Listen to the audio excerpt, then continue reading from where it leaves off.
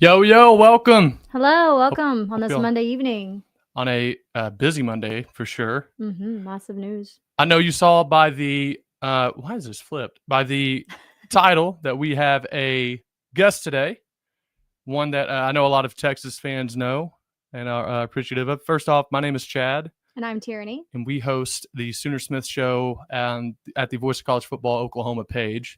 And I'm getting better at the intro, making sure I do it. By saying little that, bit. that proves you're not getting better. Yeah, I know. It's insecurity. But while you're at it, go ahead and follow the Voice of College Football. Thank you. Mhm. On all social medias, Facebook, Instagram, X, as well as follow us. Our links or our apps should be up here, but Chad has our screens too big.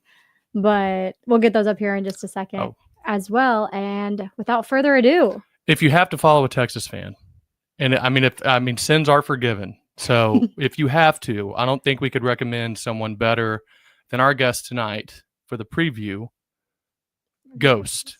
Is it Ghost or Ghost of Texas football? What do you go by? Well, first off, I mean, not everybody knows who I am. My name is Cord, which to me, I rather go by Ghost or anything else. I'm Chad. So I get it. Yeah, I've heard every cord joke in the book. I've heard umbilical, guitar, electric extension, phone cord. I've every single one of them. String. I get all of it. And so, yeah, Ghost. I have a really, Chad, I know you're a golf guy, and one day I'll tell you the story on how like the Ghost of Texas football was chosen because it incorporates my love for Texas football and then my favorite golf course in the world. So one day I'll tell that story. I haven't told it yet, so I don't want to drop it. No offense, I can't drop it on a Sooner podcast. So no, it's fair. All fair. You gotta leave All something fair. for yourself. No, we were during our intro. We were sitting here like, wait, like, do we want to use his government name or do we just go with like social name? I was like, I'll let him decide. I don't know if I know his government name. So I just know him by Ghost. Okay, well, Chad didn't remember from last time. Also, he had sent us his email with his name in it. To be fair, I'm just glad I remembered to send him the StreamYard. That's true. Yeah. I mean, to make it worse, I go by my middle name, which is Cord, which I obviously, I'm not the biggest fan of. So that means I really don't like my first name. Oh. So if y'all ever pry that one out of me, that means I really like you guys a lot. So Ghost, Cord, whatever you want to roll with is perfectly fine. It's okay. As somebody named Tyranny, as in like the government, I totally get it. Yours is cool though. Tough one. It's unique. I mean, Cord is a little unique too, but I have actually met like 4 or 5 other Cords out in the wild out there. So there's more of us. Kind of got coordination going on. We're building. Coordination. I see what you did there. Well, we wanted to have you on, kind of preview a little bit in these dog days right now of just football, and get your feeling on all things Texas football that you've seen from your side. Obviously, we see we're not as in depth. You don't know another team like fans of that team do. So, especially someone like you who keeps up with it. And I guess I'm just my first question really is just a reflection of last year. What are your do you see last year as a success? Do you see it as you still came short on a couple on your overall goal? Or I mean, how do you judge your year last year? And again, this is coming from an Oklahoma team that didn't do terribly great, so no judgment there. But just what are your opinions on the overall season last year? Well, I think the two of you both know that if you ask that question to 100 different Texas fans, you get 100 vastly different answers. But for me, it's a big success, man. You march into the SEC, you finish with the best record in the regular season. I know Michigan was down, but going in and curb stomping Michigan and essentially ending that game in one half of football, that's big for the program. It's on Fox. It's the big game of the day. Everyone sees that. You go 2-0 against your rivals, and well, I guess for counting Arkansas, you go 3-0 against your rivals and give up a total of 2 touchdowns in those games, one being on defense or a defensive score, and then you win 2 playoff games. And now, say what you will about the Arizona State game. I know that's a highly opinionated game. Mm-hmm. Texas dominated Arizona State for 50 minutes, I guess, 52 minutes. It started getting weird when there's about 7 minutes on the clock, 7-8 minutes. The controversial targeting call that wasn't called. It's not targeting because the ball was tipped, and I get it. I know. And it's probably the clips of that ball being tipped probably don't make the rounds quite as often as, it looking like a clear targeting. And in the moment, I don't know if either of you saw it. I was having a really good time. I think I was in Lake Charles and had a few drinks, and I was like, Michael, that's a really dumb play. Like that in that moment was really dumb. Like, let's go low. But yeah, I think Texas was the deserving semifinalist. You play Ohio State down to, essentially one play. I mean, Texas, 4 opportunities to get in from point blank range and don't do so. That finish is going to, leave a nasty mouth in a lot of Texas fans' opinions, or, in their minds. And so to me, a big success is step by step. And ever since the 5-7 season, we've seen 8-4. We saw 12-2, and now we just went 13-2 and beat a lot of really good. We beat some good teams in the process. There's a lot of question marks about our schedule, different opinions there too. But I'm very happy. I will say that with the way the program's headed, absolutely considering last year a success in a big way. Well, and you had a record amount of, and correct me if I'm wrong on this, but I believe when I was reading earlier, record amount of NFL draft picks for one season, right? Correct. 12, you have 12. Yeah. You had you lost a lot, but you also, I mean, y'all are so stacked. It's like, you have so many athletes coming back. Who are some of the players, I guess, moving into this year that obviously, the Colin Simmons and those guys, but who are some of the players you're looking forward to the most as someone who is, that knows of the guys that aren't getting the headlines, someone who we may not know of yet that you think is going to be a big time player for Texas? Well, I mean, you look at, I'll just name a couple off the bat immediately. I mean, we return more than people kind of think we do. We return a ton of leadership. And one guy that's returning, he started every single game last year after the ULM game, the Louisiana Monroe game, which I think was our 4th game of the year. He started every SEC game, the SEC title game, playoff games. His name's Leona LaFoe, and he's a linebacker, number 18, that if he can get a little bit better in coverage, like he has potential All-American written all over him. But when you hear Texas linebackers, your name, the first name that jumps out to you is Anthony Hill. And I mean, he's a fantastic player in his own, an All-American in his own. So he deserves the publicity. But to answer your question, the first one on defense that jumps out to me would be Leona LaFoe. I think he's primed to have a really, really big year. But again, interested to see if he does, progress a little bit in coverage. Offensively, I think that everybody knows the name Ryan Wingo, but I really think he is about to have a very big breakout year. Great route runner, really strong hands. And knowing that him and Arch had a lot of reps last year together, and hearing what I have about their, rapport so far, I like Ryan to have a really big year.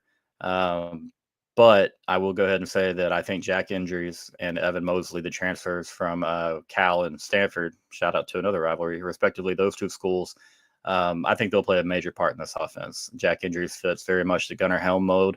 He might be a little bit better of a route runner, but a little bit weaker of a blocker. And then Evan Mosley has kind of got, gosh, y'all killed us with him for years. I'm not going to sit there and say, hey, he's on Drake Stoops level, because I don't think Drake Stoops ever lost to Texas and he did a lot of damage. But that type of skill set, he's going to be able to run all the routes in the route tree, get up the seam a little bit, can run all the short, quick stuff.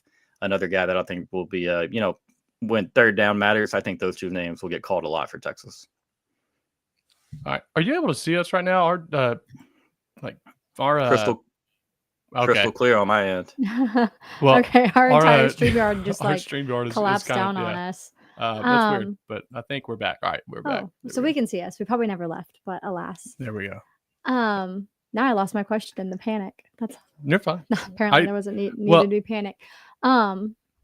He had mentioned some transfers and maybe again you mentioned some names that are more well known or Texas fans. Is there anybody that was it like a dark horse? Could that be like somebody on the team that maybe they could be young, they could be like maybe even any freshmen coming that we could see play for Texas, or just any like underclassmen who maybe didn't get as many reps last year, or maybe they only had like one rep, but when they made it turned out well. We had a couple of those. Well, that's a great question. I mean, to Texas fans, it's a name that, if you listen and you're paying attention to everything that's being said about this team, if you have any time,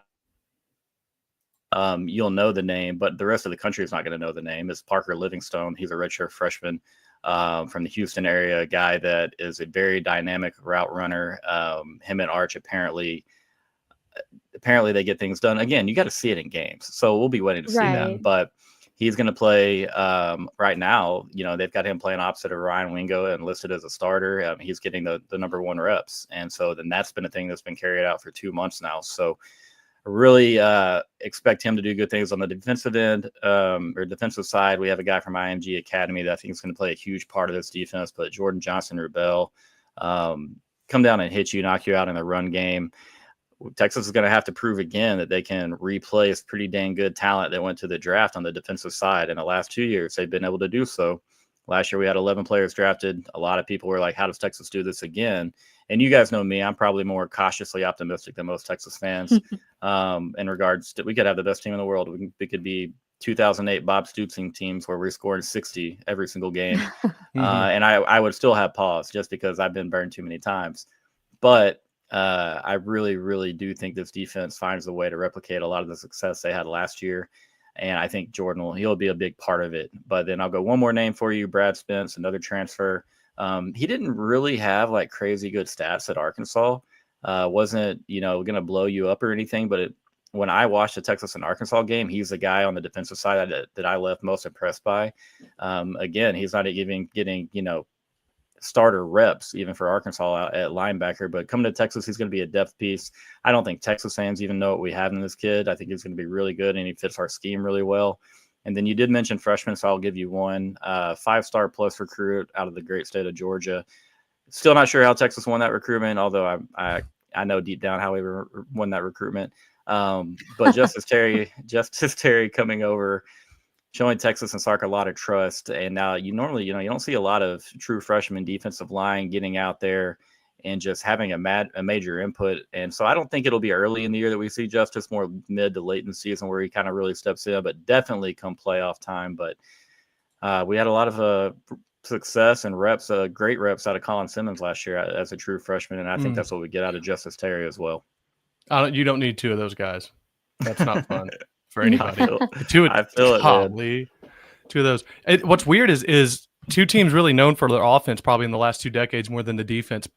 I mean, I would say you could argue the 2 best defenses in the SEC next year are going to be Oklahoma and Texas. I mean, assuming that, I don't know the defensive line position for Texas as well, but Oklahoma, I mean, they're going to be stacked at every level, really. Right. And Texas, is too. Y'all will have probably the number 1 linebacker core, I would assume. Right. By I know anyone's that rankings. that's one thing that when we played Tennessee, that their coaches apparently were mentioning, like in the box, was like, oh, soon they're going to start getting tired. Their guys are going to start getting tired, until they realized how many people we were rotating on the defensive side of the ball, and almost all of whom will return with the exception of really 3 players. Which, not to say that those aren't big, Danny Stutzman, Billy Bowman, and Ethan Downs, but yeah, pretty big names. But even then, it is what it is. Yeah, the amount of depth that we had and we were able to show last year and then return this year is what we're excited about. But again, we are also cautiously optimistic. Well, let's not bury the main story. You mentioned his name earlier. Had an uncle that was pretty good at football. Had another uncle that was also solid. Also beat the great evil and Tom Brady a couple times, so he's obviously a Hall of Famer to me. Arch Manning. I was actually, funny enough, I'm basically best friends with the Mannings. I went to the Manning Passing Academy when I was in high school. I was one of only 1,300 kids that got to go and sign up. That's really cool, though. We just had to sign up. It was actually one of the coolest experiences. They are, and granted, you only get a look at them just as they're passing, but we got to throw in quarterback lines with Eli, and Peyton was coming off injury, so he didn't throw it all. But they are as down to earth, like talk noise to people, treat you like they've they're just you can tell genuine people. So it's one of those when I'm looking to criticize Arch, it's like, man, I know he comes from a good family. I know he comes from a family that's going to keep him grounded. How do you talk about how good of a quarterback you've been in high school or any of these levels when your uncles are Eli and Peyton Manning? No matter. So he's going to have a way to always stay grounded and not get a big. So I guess I'm just going to in a broad question, Arch Manning is going to be the starter next year. What are your thoughts going to him next year? Do you think it's a smooth transition? Are there some questions you still have? Obviously, you said you want to see it in games, but the talent's there. What have you heard from the Texas side of things with Arch Manning and how you perceive him to be going forward? Well, of course, I had to bring up Arch, and I tried to prepare the best that I could. Steve Rollo, I do acknowledge your horns down. You Oh, got to have a little bit of that energy. I there see you it. go. Yeah. Got to have that energy in the chat a little bit. Mhm. Um, you know, trying to talk about it without sounding cheesy, without grinning ear to ear, but like I could not be more excited, man. I said it on the timeline or a little earlier today, and I did kind of hint that my next show would be about this topic. But I don't think we have a ton of Texas fans in here, so I'm going to go ahead and talk about it a little bit. But I think that, and to be very, very blunt, I think Steve Sarkisian has been calling plays with one hand tied behind his back, essentially with Quinn Mhm. Ewers at the helm the last couple of years. And now that's not all a knock on Quinn as far as his play, because a lot of it has been around health issues. And so last year, Yeah. Quinn was hurt for the entirety of the year. He had an injury that just could not heal because he's continuing to put stress on it. And it showed, let me tell you something. When he threw the pick in the Oklahoma game, I was screaming We for were Arch too. Manning. Yeah. I was, yeah, I'm sure. I was highly to the point of where it's not a matter of, hey, I don't like Quinn. It's he's hurt. And I thought Arch gave us the better chance just because we saw flashes of what he looked like against UTSA, Louisiana Monroe, and Mississippi State, the 3 games that he played primarily in, 2 of those being starts. And he looked fantastic against a bad Mississippi State team. We could have scored 50, 60 points in that game if we wouldn't have fumbled the ball around. Or if we could catch the football. We dropped about a 65, 70-yard touchdown pass from Arch to Jonte Cook. But long story short, man, I am very, very confident that Arch is going to be effective and pretty dang early. I think his legs give another dimension to the Steve Sarkisian offense. He throws the deep ball a lot better than Quinn Ewers does. He has a bit of affinity for it to the point of where you maybe need to dial that in and tell him to say, pump the brakes a little bit. And again, I'm not knocking Quinn. I'm really not. But I think that Quinn was so good in the intermediate stuff. But still, think about it, man. You can put an umbrella on the defense. You can play deep safeties and keep everything in front of you. And with Arch at the helm, I don't think that's going to be something that you're able to do. And the biggest thing for me is when Texas has been really, really, we've really had a cog in the machine on offense. It's been in the red zone the last couple of years. And we saw that, and that potentially kept us from winning a national title last year.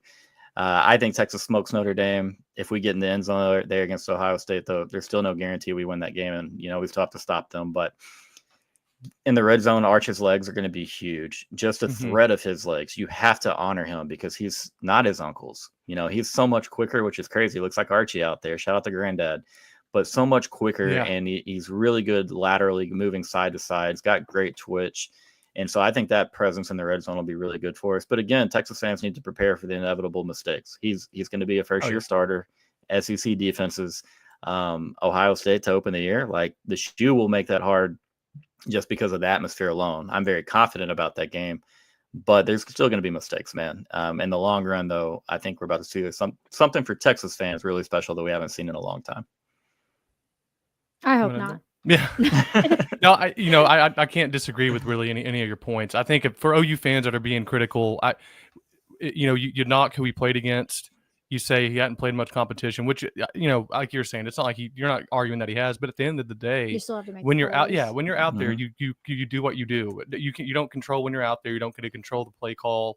Or to an extent, I know that maybe there were a couple that he got a check down last year that kind of made news for him. He threw a touchdown pass in one of the games, but end of the day, you go out there and you compete against who you're competing against, and he's done well. And every time, most in the times I've seen him play, especially the starts, and like you're saying, the mistakes are just going to be the young quarterback mistakes, right? Like Michael Hawkins went through a little bit of that this year. Now he was a true freshman; he hadn't had a year to kind of build, but you see him. They got to rely on talent so much as a young kid. And no matter like what the upbringing is, you're still a young kid. Like, and you're used to being the best athlete, making the great throws because you don't have NFL level defenders on the other side. And so grace with that. Let him make mistakes and not feel like he's going to be just.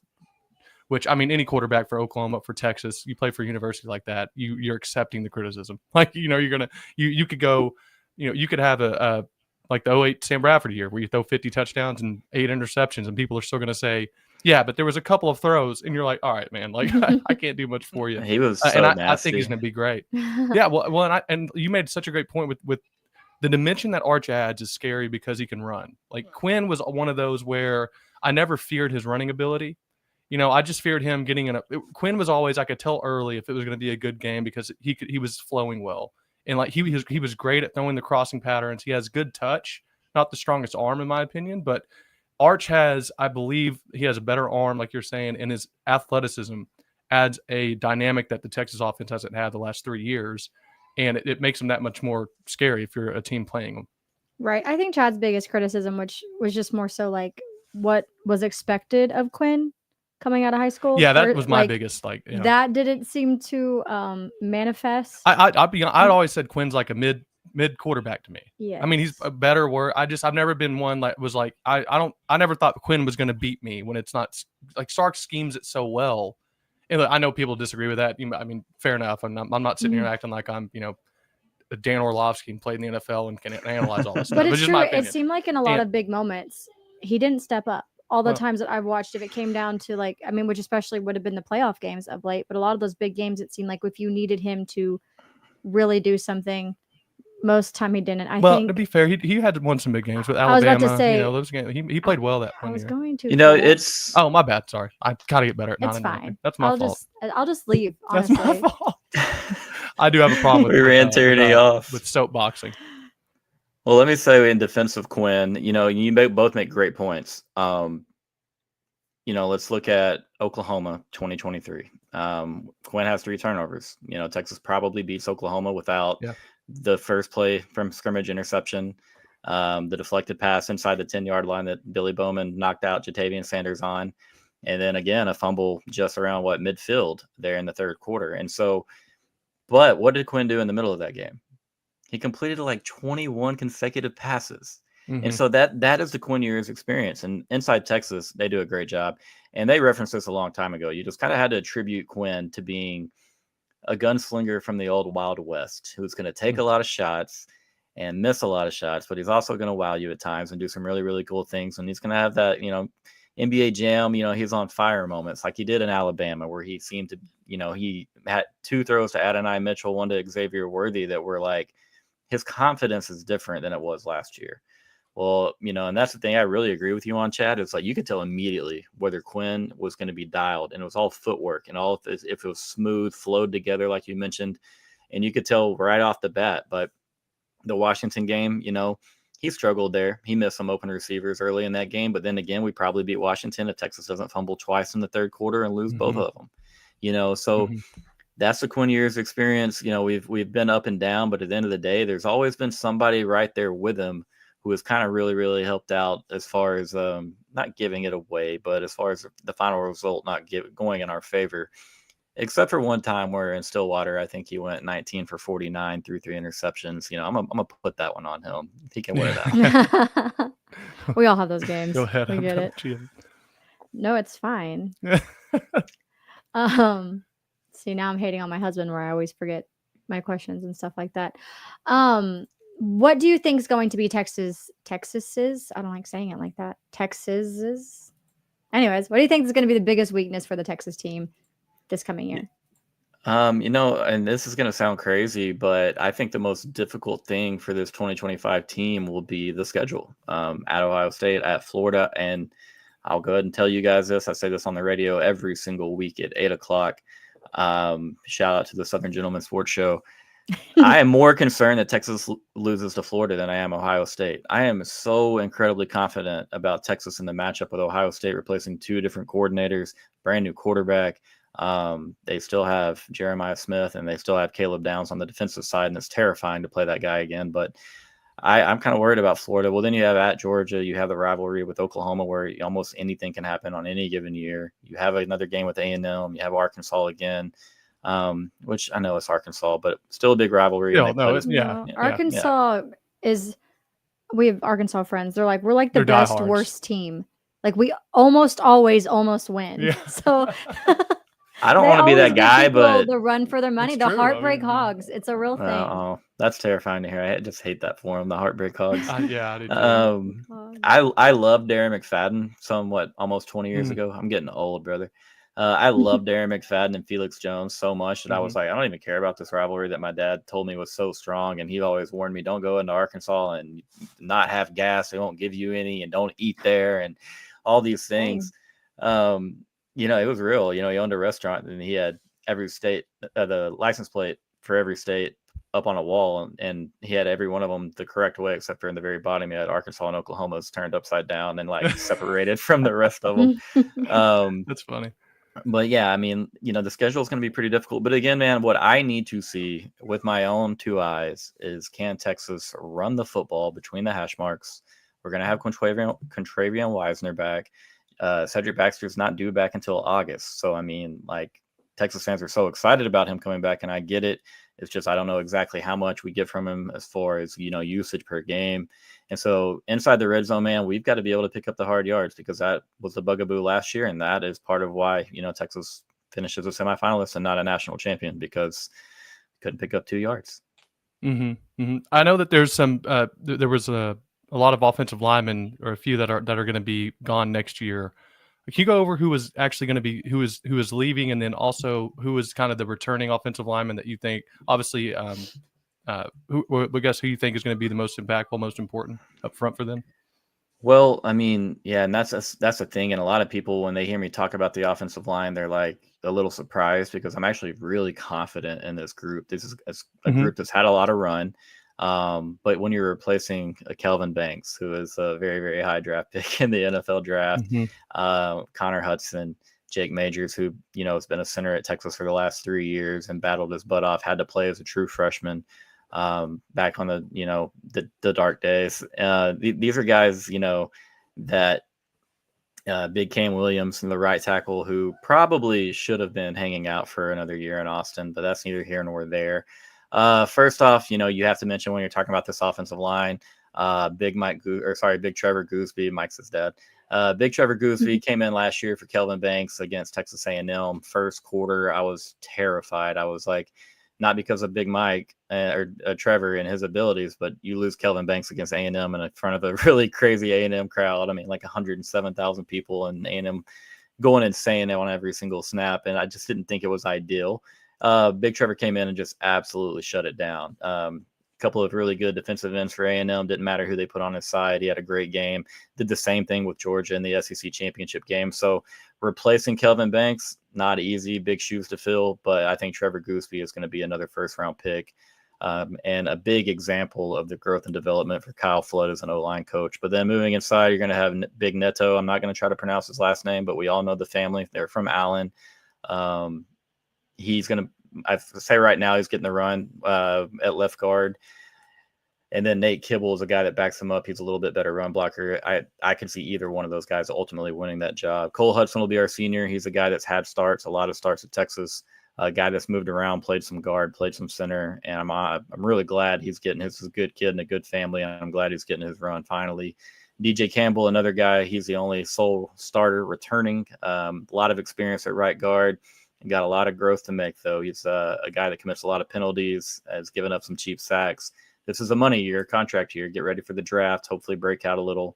And right tackle, we're really hoping that Brandon Baker works out, 5-star recruit from somewhere in California. Where is it? The big school, one of the Mater Dei. Mater Dei? So, yeah, Mater Dei. There you go. You said it better.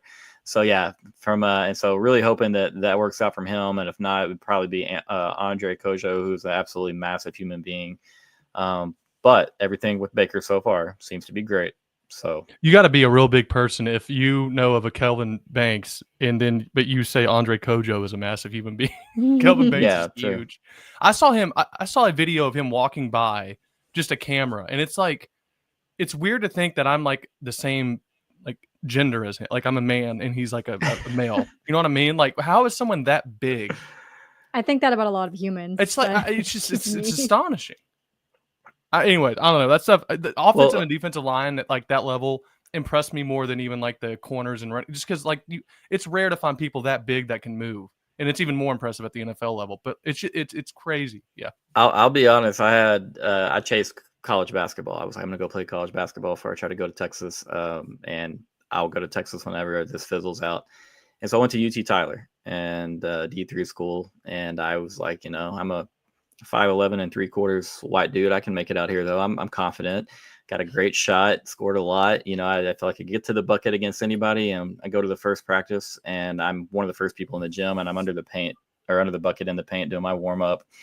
and I can see a shadow walk over my shoulder or appear over my shoulder. And I was like, I swear to God, that's Ben Wallace, old Detroit Piston Ben Wallace, because I could see the afro, and that he was probably about 6'9", and I was like, that could be Ben Wallace. And so right then and there is when I really lowered my expectations as far as where I was going in collegiate basketball. Yeah, it's wild. No, I played collegiate basketball too, and I'm 5'3", so I get it. I a lot of times did not realize I was 5'3". My mom would really appreciate if I had stopped taking charges in games from girls that were like 6 foot, 6'4". It's fine. So you and I, we can't play like we're 5'3" and barely 6 foot. We got to play a lot bigger than that. Definitely not. I have a text question from you. I know you've mentioned games, nervous for, that would be hard, but what game are you personally looking forward to most next year? If Ohio State fans were a bit more reciprocating to their guests when they travel up there to Columbus, Ohio, in the shoe, I would definitely say that, because that's a generational hype machine matchup for an opening week. And you guys know y'all are going to be so sick of hearing about Texas Ohio State by the end of August. I mean, and I get it. And we'll be the same way because we just want to play the dang game. But and I don't want to be laughed at, and I need the few Texas guys I see and I know that are in here. It's always Oklahoma, okay? Like, I don't want to be cheesy. I'm not saying that because I'm on an Oklahoma show, but this is my dang Christmas every year. Like, I mean that with my whole heart. I love getting to the fair at 7 a.m. as soon as they let me in the fairgrounds and having a day. And last year we got to have a little bit more of a day because that 2:30 kickoff. Tell you what, there's a big difference between an 11 o'clock and 2:30 kickoff. There's a lot more that can be had there, a lot more fun that can be had for everybody, and you see it all. But it's always OU for me. I think it'll be really cool to have Texas A&M back in DKR, and Thanksgiving. That'll be fun. But last year I would have said A&M just as an outlier because the game hadn't been played in over a dozen years. But you guys are back on top of the old excitement pedestal. Well, and hopefully for us, and we could all be made to look foolish, I guess, because we don't know how we're going to turn out. But assuming that the projections are somewhat correct for an Arch Manning or for like a John Mateer and who we've gotten, hopefully it's a competitive game again. I'm just so, last year we struggled with our injury bug that we had, and we just, we really didn't have much to offer, especially once we kind of got behind in a little bit and we started having to actually throw and move out of our shell. And then the 1 year we have Dylan Gabriel in them, and it's a great game again. And then the year before that, we're just Dylan's hurt, and we don't have. I'm just like I really want a game where both teams are healthy and we can have two good teams go at it. Because I think if Oklahoma can beat Michigan week 2, you guys beat Ohio State week 1, and we both go through the rest of the schedule up to which won't be easy. Well, really won't be easy for Texas. I mean, y'all got we have some pretty hard games too, but I think a lot of ours are lined up after the OU Texas game. Yeah. They're mostly after. We have Auburn before Michigan. Yeah, Michigan. Jackson Arnold. As far as Jackson Arnold names, other than that, it's no offense to Temple and Oh, I mean, they get it. But somebody else. I think you're going to look at two teams. Texas will already be ranked pretty high. I think Oklahoma could get into the top 15-ish because I don't think they'll be ranked if they're ranked, they'll be high 20s or like 23, 24-ish, just because people don't, and I can't blame them, just because of how we've looked on offense the last couple of years. And if we can show we have a good offense, we can move the ball, we can score. I think that you could see a college game day there again, and because they look to go to that game, and how big is that to have an Arch Manning and a OU team that can score, and a lot of that. But I had a question for you, and something that has been a rumor mill that I've kind of heard.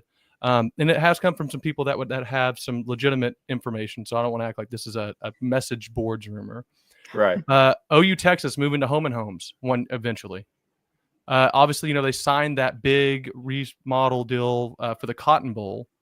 But with the way NIL is going, what I was told was that there's serious conversations between the universities about the revenue lost because they're the only game in the Cotton Bowl every year.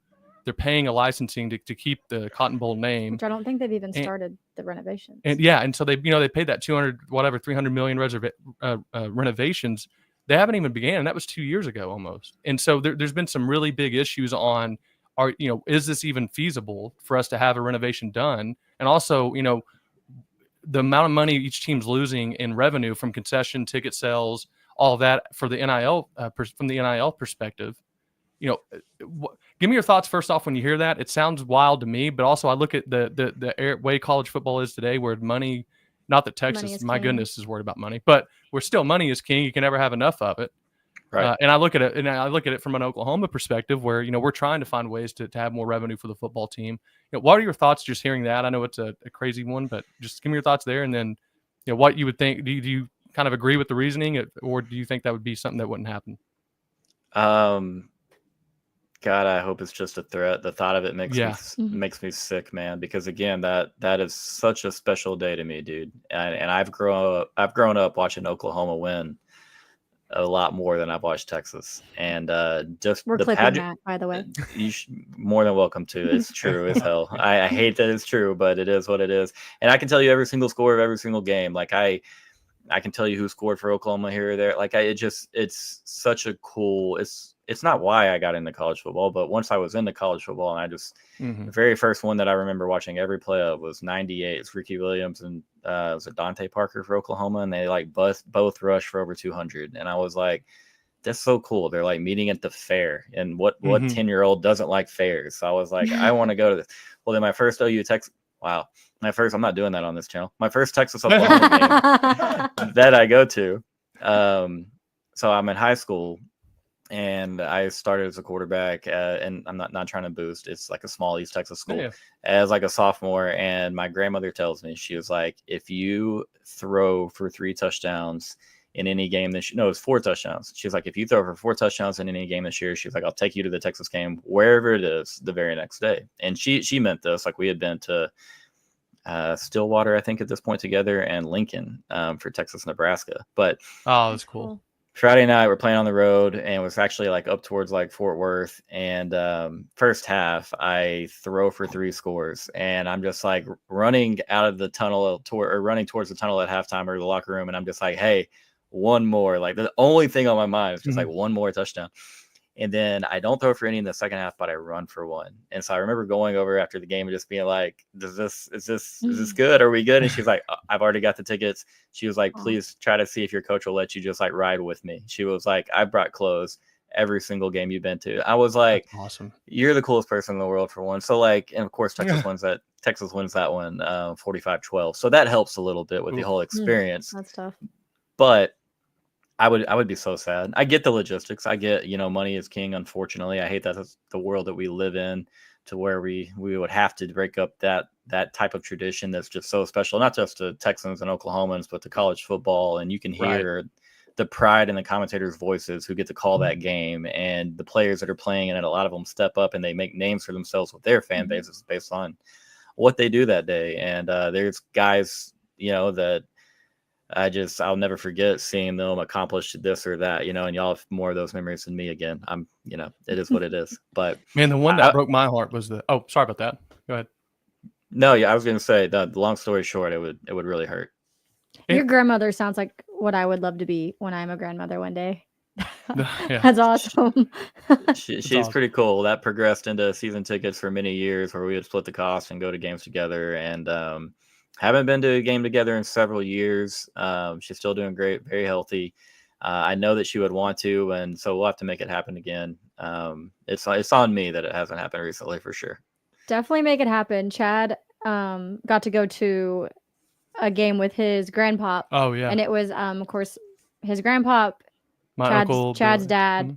They're his uncle, and then Chad's brother. So they all got to enjoy a game together, and it was really cool because his granddad was like 91.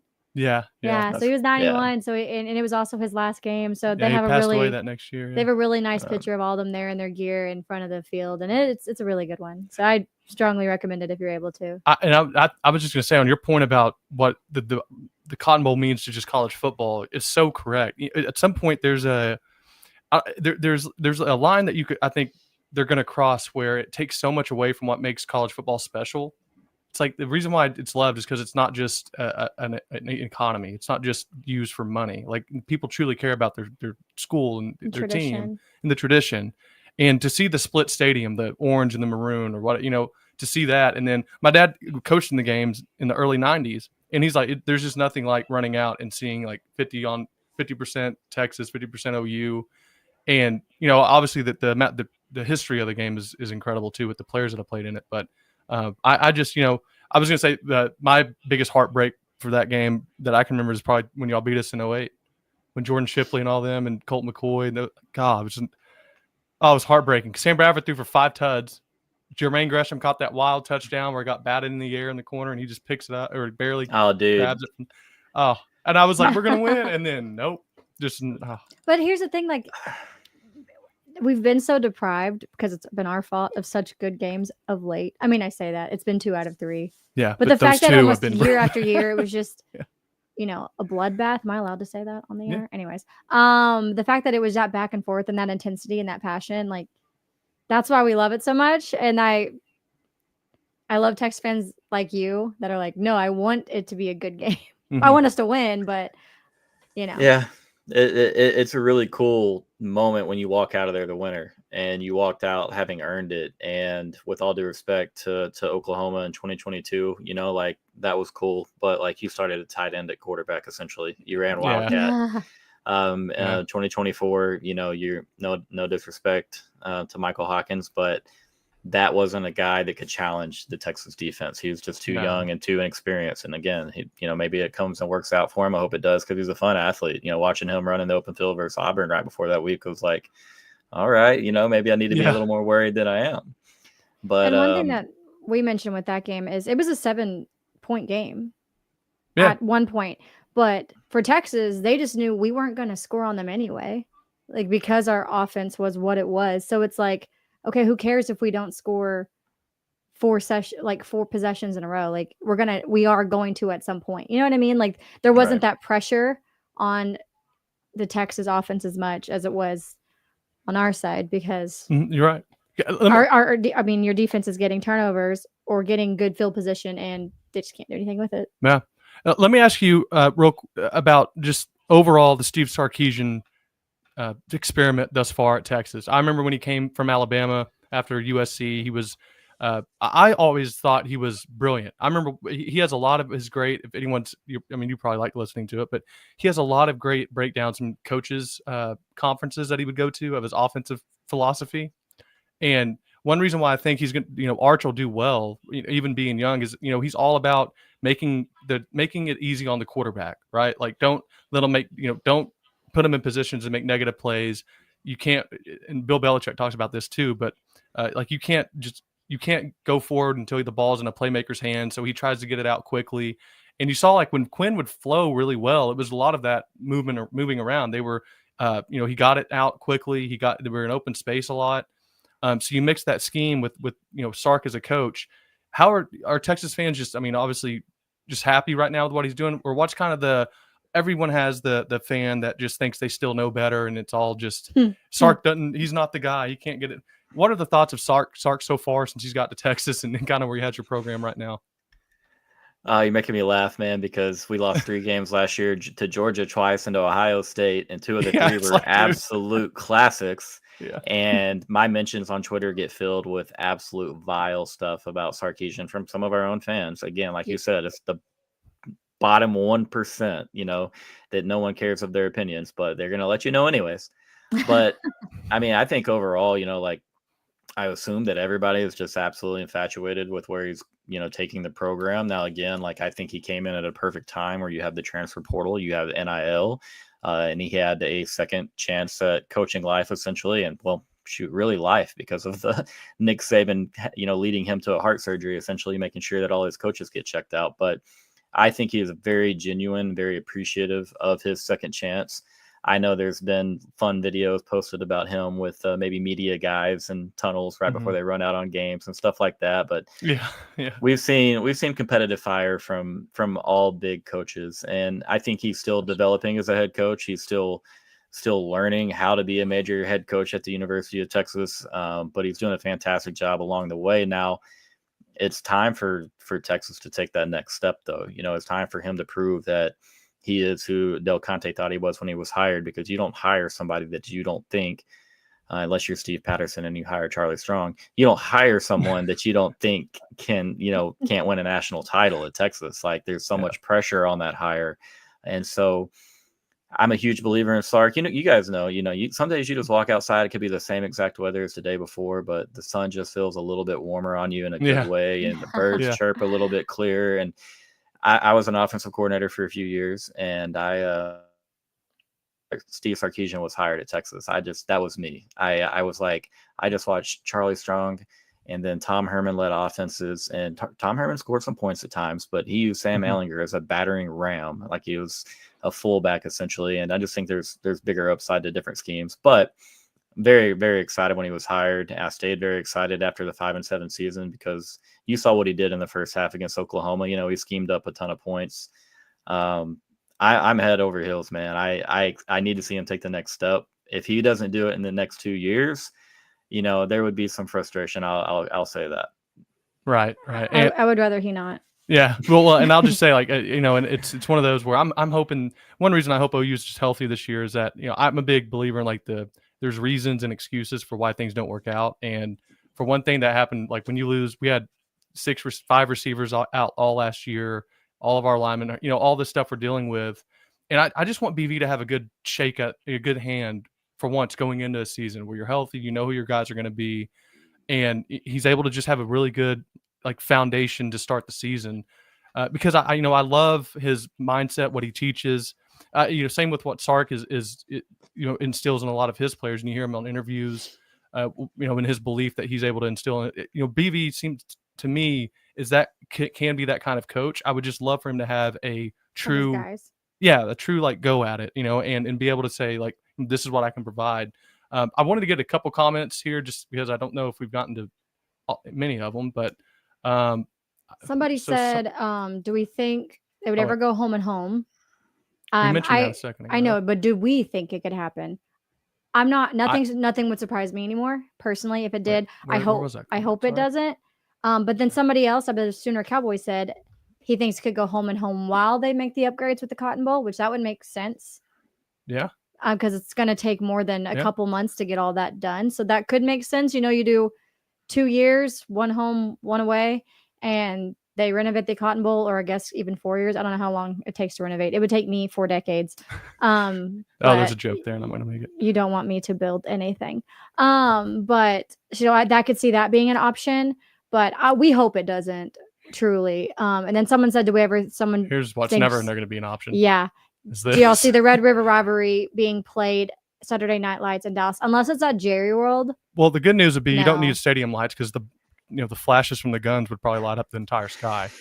You're never going to get a Red River at night. Not at That's the terrible. fair. It's going to be shot in the air because not in the fair. 2:30 is already pushing it. 2:30 is.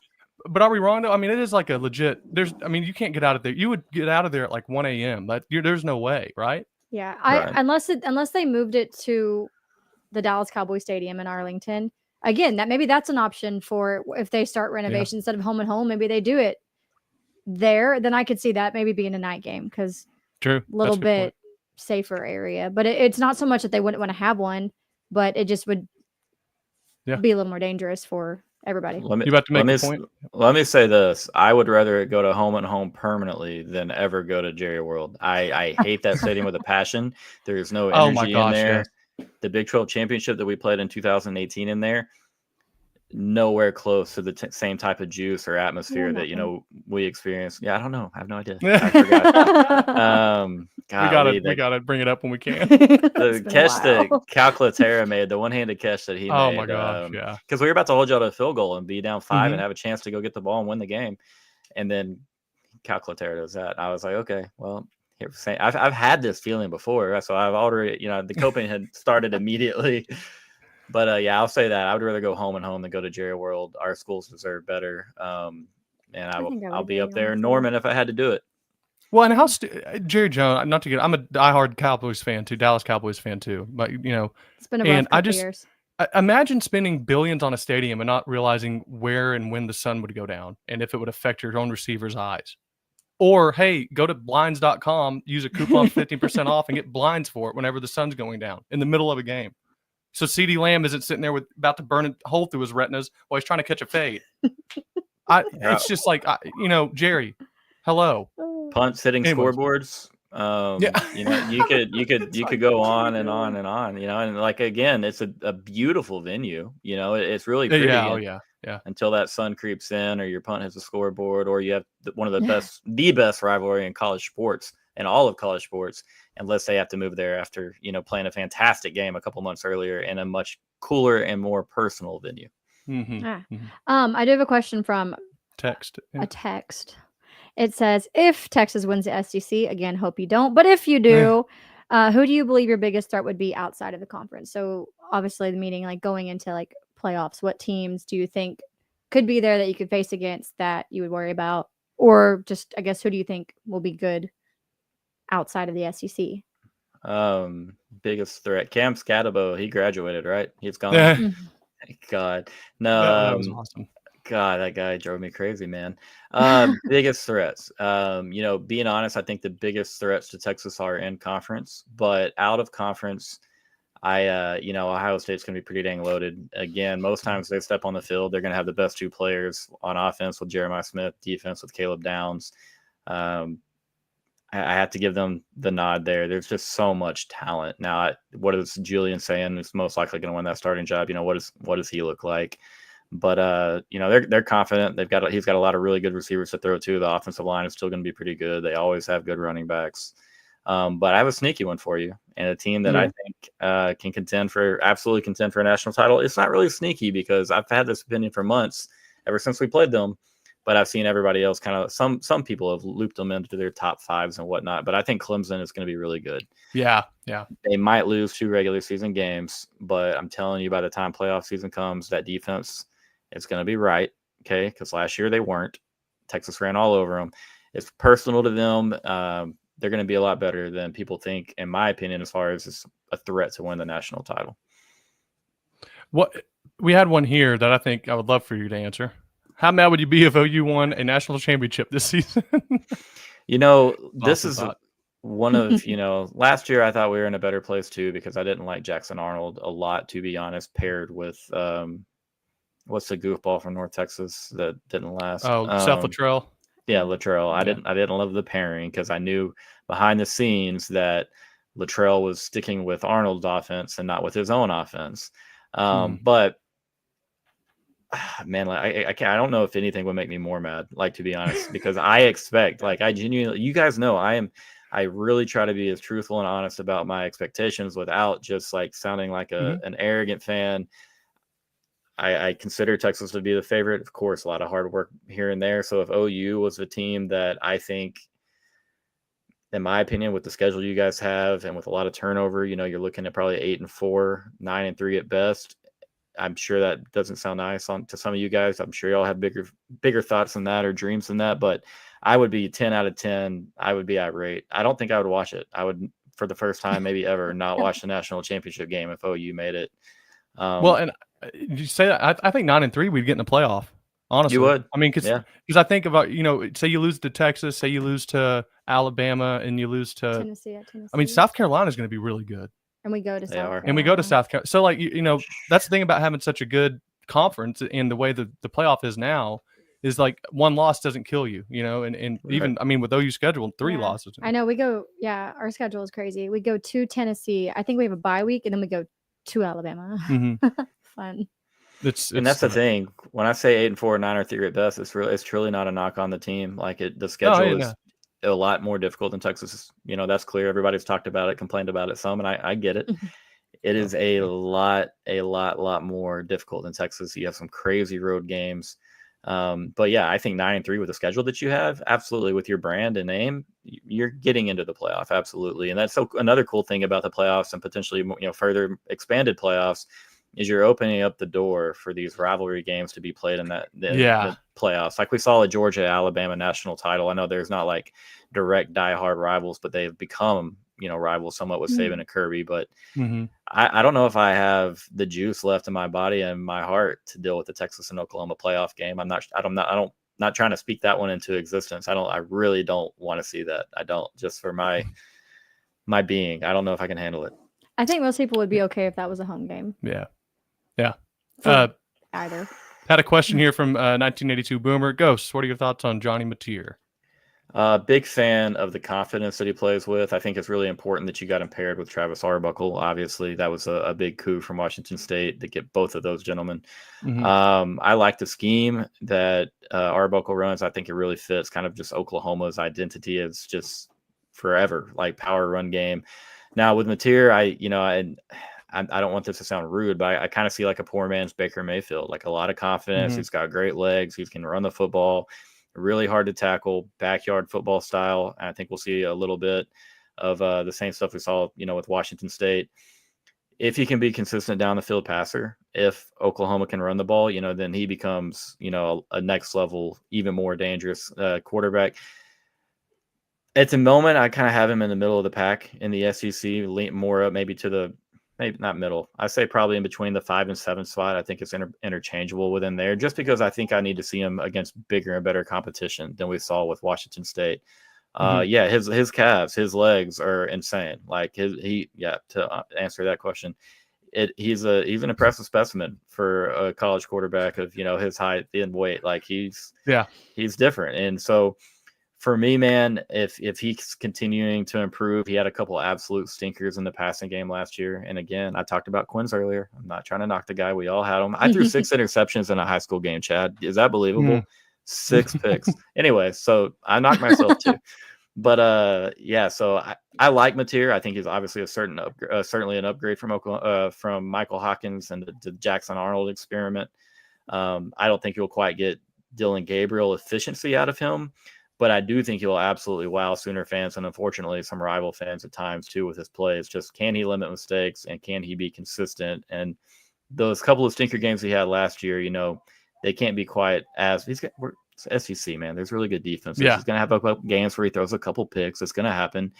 He's going to have to still put up some yards because a couple of games with Washington State last year and a really good receiving core, they really struggled to move the ball at all, and they kind of looked stifled. But again, that offensive line was not something to write home about. So overall, I'll give the addition of John Mateer anywhere from a B+ to an A- with, need to see it on the field to give a final grade. But I think it's a good ad for OU.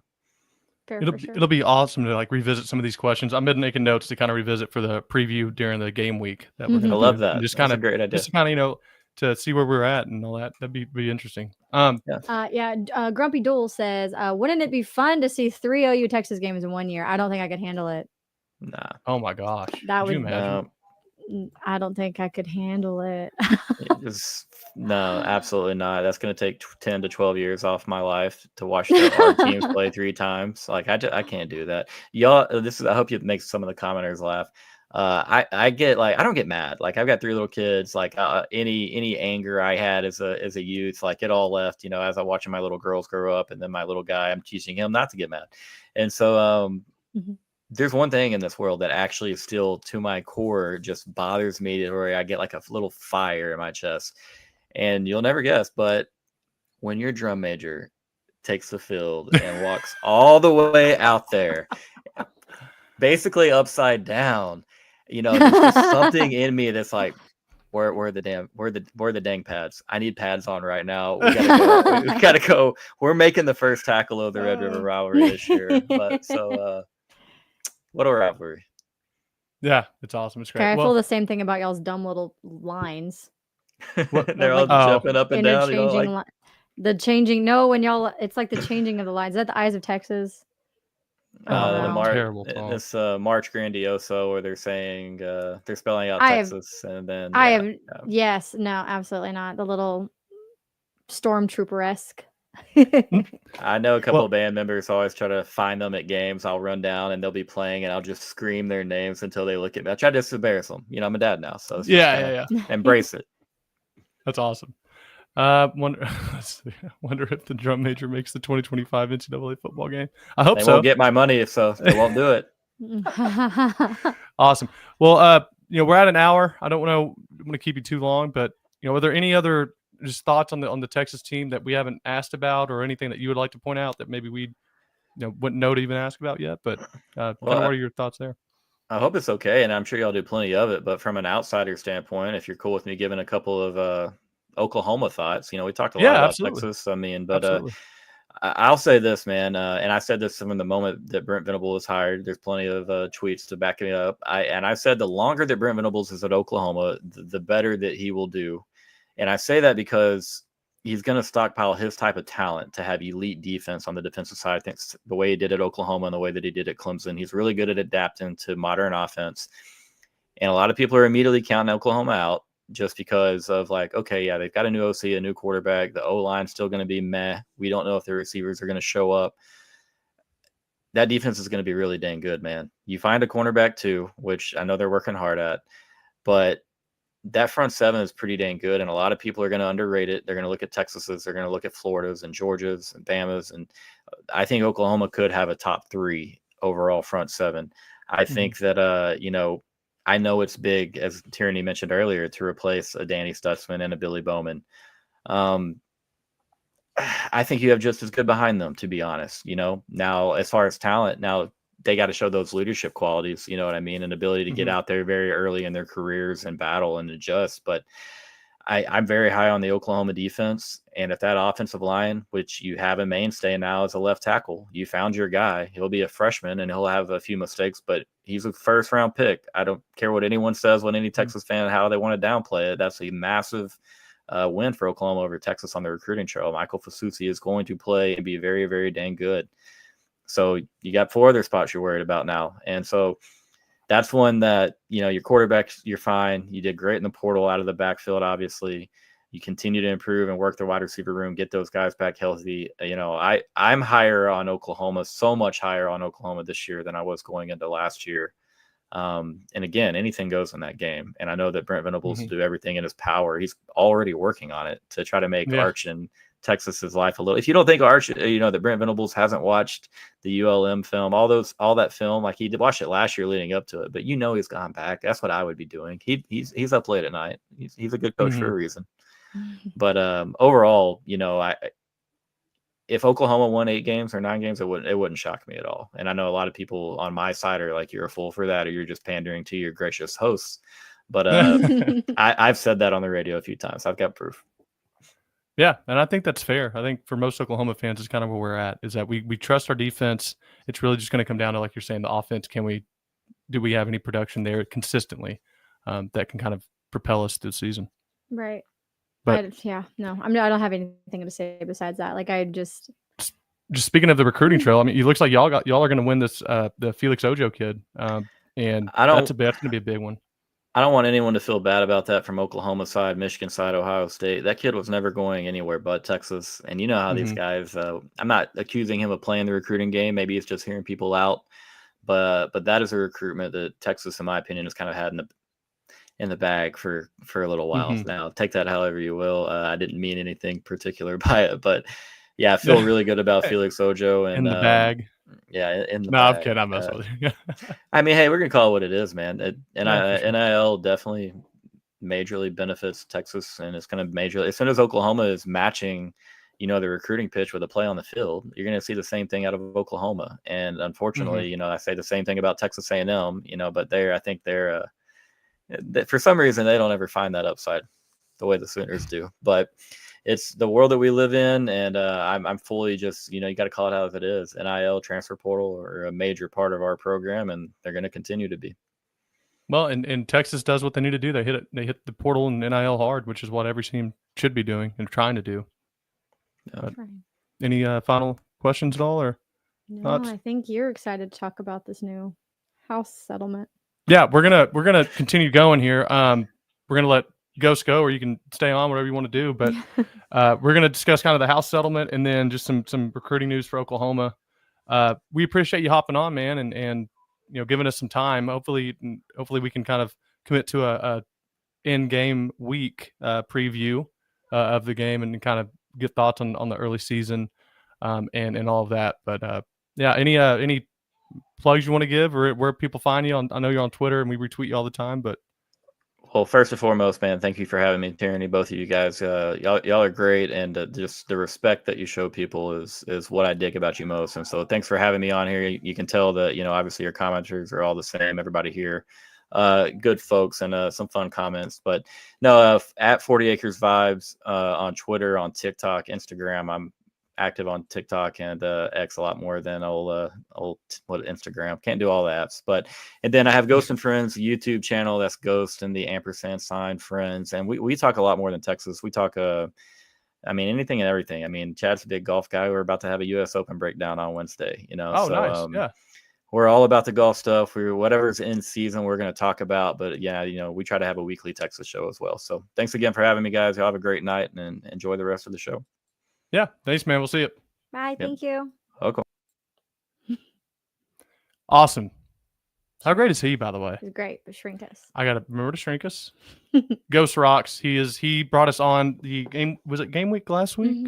Last Last week. week, sorry. Of last year of OU Texas, and just, a really awesome guy. I love, picking his brain about just different, not even football or even sports related stuff, but just really in general, anything. And he always has. Tell my dad. Oh, no, I would love to say I did that on purpose. I am not the best at producing and talking at the same time. So it's okay. Yeah. Actually, let's do a fake one for a clip. Yeah, I did that. Don't come on this podcast saying hook 'em, Ghost. What are we doing? As you just said it. Now we can clip that. So Own it, Chad. It's fine. All right. No, he did not intentionally do that, but it kind of worked out that way. I'm not that heartless. Let's get into a couple of recruiting news, some recruiting news here that I kind of wanted to go over, and I got to make sure I do this correctly because it always puts our slideshow in a weird spot, and I don't like that. But we have some breaking news today. Obviously, we got two big commitment out of the off an edge. A guy family friend that we have is a coach in the area, I'll say, and he kind of just mentioned how good this guy is that is coming in to play here at Oklahoma. I'm trying to get our slideshow working. There we go. So let me go here, share screen, entire screen. Screen one, share, boom. There we go. First off, happy birthday, Reggie Powers. I'm just gonna. Yeah, what he said. It's his birthday. I just thought we would lead it off with that. Next, we have Noah, or not Noah Bestmeyer. Matthew Nelson commits to Oklahoma, shuts down his recruitment. 6'6", 200 edge from Bryant, Arkansas. If you don't know Bryant High from Arkansas, they are a dominant team. Right. Yeah, they're like an Allen, Texas. Yeah. Right. Carl Albert. They are like the team in Arkansas, at least as we know them. And this is kind of what this coach said that he's coached against him, and he just goes, he's an athletic freak. He won the conference meet in the 300 meter hurdles at 6'6", 220. He's pretty raw, but has unbelievable potential. And I think we see a lot of Chavis go after guys that he sees have the athleticism because I think he just trusts his coaching that much. Right. Now, obviously, you get the PJs, but even like an R. Mason Thomas wasn't highly recruited out of high school. I mean, he was, but he wasn't like a 5-star plus. Everyone sees him as the even like a Marvin Jones Jr. now, who was a 5-star guy out of high school. He sees the guy's talent and he believes he can coach right. it. And obviously, clearly, if you're doing the 300 hurdles, you have speed and footwork. Yes. Because it's what it takes on. Not even going to go into the hurdles, but yeah, it takes a lot of footwork, and that's something you need at that level. You have the frame. All they got to do is bulk you up. Mm-hmm. And that's something that they can do. You can teach footwork, and you can teach, getting big. Like there's some things you can't truly teach. Like when you got it, you got it. And it seems like this kid is somebody who has that framework and that they think they can very literally build on. Right. It's like he's got the footwork, he's got the size, he's got the speed. Now just get him to the size that we like, literally the size that we want him to be an edge player. But exciting. And for the edge, good hips. If you're doing hurdles, you're flexible. Like that stuff matters. It's pretty big pickup, I think, and something that we're going to look back on and say this is probably one of the bigger gets for Oklahoma. Moving on, we just saw this commitment today. Noah Best, the 4-star offensive lineman from Midlothian, Texas, chose the Sooners over Mizzou and Kansas State, which you always love beating Missouri. My cousin actually lives in Midlothian, so I had messaged him. I was like, hey, like, do you know who, have you watched him? And he said he really had it, but he knows that the schools of late have been pretty good teams overall. So that's always good. Duel here says, I love that Best kid. Noah I like Best that his kid. name Yeah. is Noah Best. Yeah. I know a best. Yeah, I know a best Yeah, I know a best. That's funny. lineman. I don't know. But yeah. Shrink So us. we had all of that's kind of the big time recruits. We had other news in terms of what people are looking at for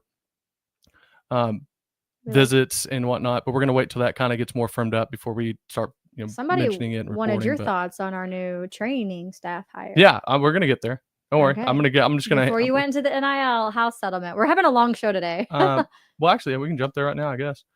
So Which? Oklahoma, Okay. if you remember last year, there was a lot of drama in terms of the injuries that would take place because for whatever reason, every season we go into where there's injuries galore, it seems like up front. And, I'm not going to rehash what all happened last year with the Nick Anderson stuff. And you can go back and read about that if you want. There was just some drama that happened. And for whatever reason, there was just, you didn't see a lot of what we had coming in, which Pro Football Focus always bring up. The year coming into this, like going into last year, had us as a top, I think the 8th best receiving core in the country. And with the potential to be even better, and you go from that to now you're starting 3 true freshmen and it got a lot of people out of position. And it's again, I give Bauer Sharp a little bit of a pass last year. He was never supposed to be our first option. He was supposed to be like our 5th, and he ended up having to be the only Division I level athlete in whatever way you want to put it that was consistently out there. But I digress. So it turns out we weren't crazy for thinking there were some issues because a third-party audit of its training process at Oklahoma determined it needed a new hire to manage third-party trainers in its return to play process after enduring an unsustainable number of injuries over the course of the 2024 season. So they hired one Jonathan Gress. He was at New Orleans. He was the director of rehabilitation there as well. He is an Oklahoma native. So we got a little lucky with what? Oh, sorry. We got a little lucky with what we having that connection. He's an OU graduate as well. It's a new position that will be official, I think, this week or later this week. But and it looks like what he's going to be doing is really just making sure that there is communication between any third party, like any third party rehabilitations or training and the university. Because I know that there was, if you remember, there was some drama and what do the girls call it? Tea. The ladies, some tea about Nick Anderson and a lot of the other players, what I can say now, going to a person in Edmond and then him taking a lot of the other receivers there and the training regiments being a little bit different in terms of what Oklahoma wanted him to do. And that created some trust issues and some friction within the inner workings of the locker room and kind of just led to a bad just vibe in the facility in general. And it looks like they're going to hire a guy to say, look, if you want to go to a third party and you trust them and whatever, I think they're going to be more okay with that moving forward. I think they might have, if you can find a way to not let that blow up your locker room, then you do that. I think that they're wanting a way to just manage expectations with the third party trainer and with the, Oklahoma training staff. Because there are some issues where being a university or being a medical staff for a university, you do have liabilities in terms of if you are giving proper diagnoses, if you're giving proper rehabilitation recommendations, rehab recs. And when you start mixing in third-party training and third-party rehabilitation, it can get a little gray. And you start running a risk of you don't want to do rehab that's affecting one part of the body with rehab that's affecting another, and you're creating weaknesses. And it might lead to more injuries. Right, exactly. Too many cooks in the kitchen. And so we hired that. It looks like it's going to be I think the more you can have things that create, that integrate and make integration easier and change easier is better. And it looks again like Jim Nagy has another hand in this where he is wanting as the general manager to have ways of just communication and information. And this is going to be another way they can get that. Also, like we mentioned, communication goes a long way. Yeah. Oh, yeah. Honestly. I mean, whether that's from, the coaches to the fan bases when it comes to like NIL and things of that nature and injuries, when it comes to doctors, when it comes to doctors to coaches, trainers to coaches, when it comes to strength and conditioning to coaches, like communication can go a long way and actually prohibit many issues from even arising to begin with. But you reading that first line, wanted me to bring out this for Chad's because it's probably how he feels What is once it? he saw that we were hired. The sign says, for those who are listening on Apple's podcast or Spotify podcast, because you can find us there as well, Boom. is I may be wrong, but it's highly unlikely. There you go.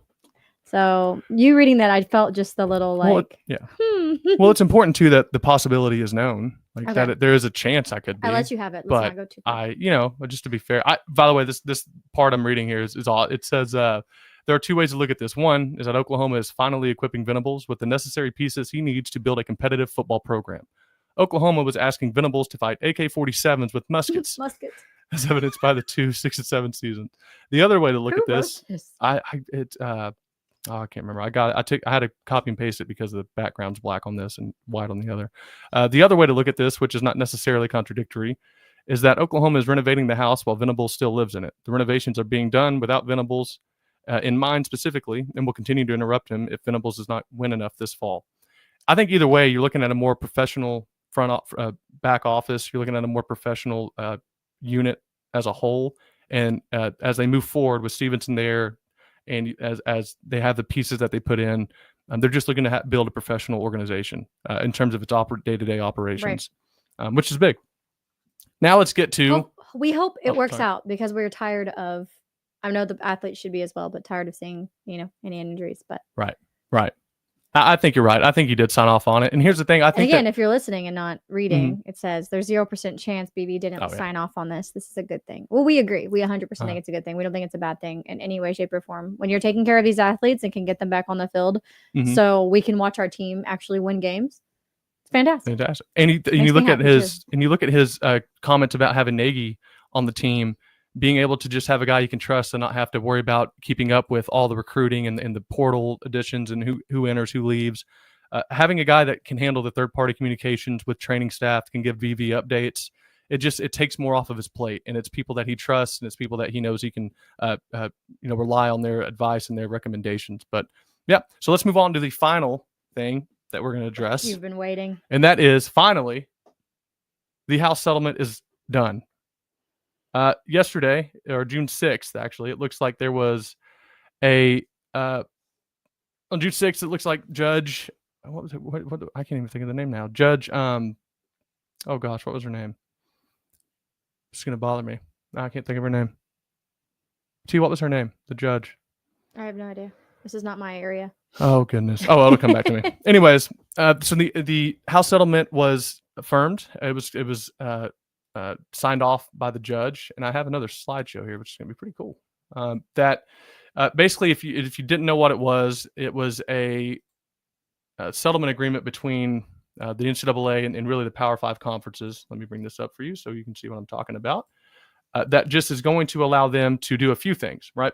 So it settles 3 major antitrust lawsuits. Again, we've talked about antitrust as just this belief that you can't hinder someone's right to earn basically a wage or have a career or a job. But there are almost exited.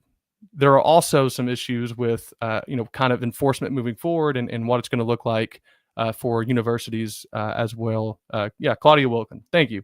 I don't know why I blanked on that name.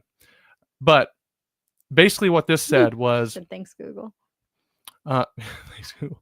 So it resolves basically there was a House v. NCAA, there was Carter v. NCAA, and then Hubbard v. NCAA and antitrust lawsuits.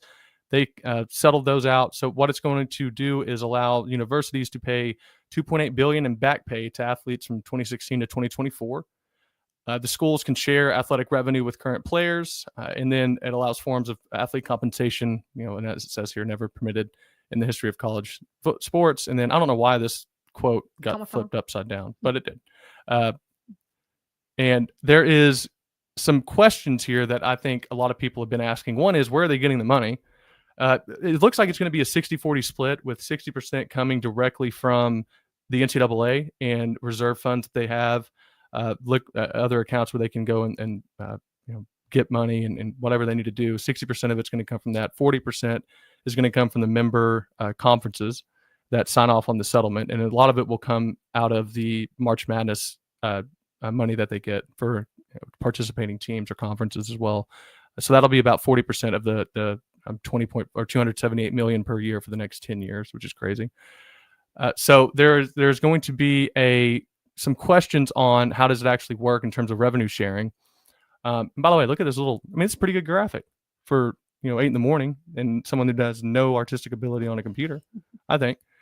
So schools are not allowed, or schools are allowed. They're not required to share up to 22% of revenues with athletes. The reason why they wouldn't technically is because they probably don't raise enough revenue to actually meet the cap. And there are people that are worried about what happens to those universities that can't, and then also how do you kind of police, which we'll get to, and enforce the limits and the rules that this settlement sets up. And also, do you even have to care about the settlement? We'll get there as well. So this just says that this includes money from ticket sales, TV deals, and sponsorships. In year one, the cap is expected to be $20.5 million per school. Most schools will allocate around $13 to $16 million to football, $2 to $4 million to men's basketball, and the rest to other sports like women's basketball, baseball, and Olympic sports. So there are some serious questions now about what sports survive and what don't. I think if you're Oklahoma, you're looking at also Title IX.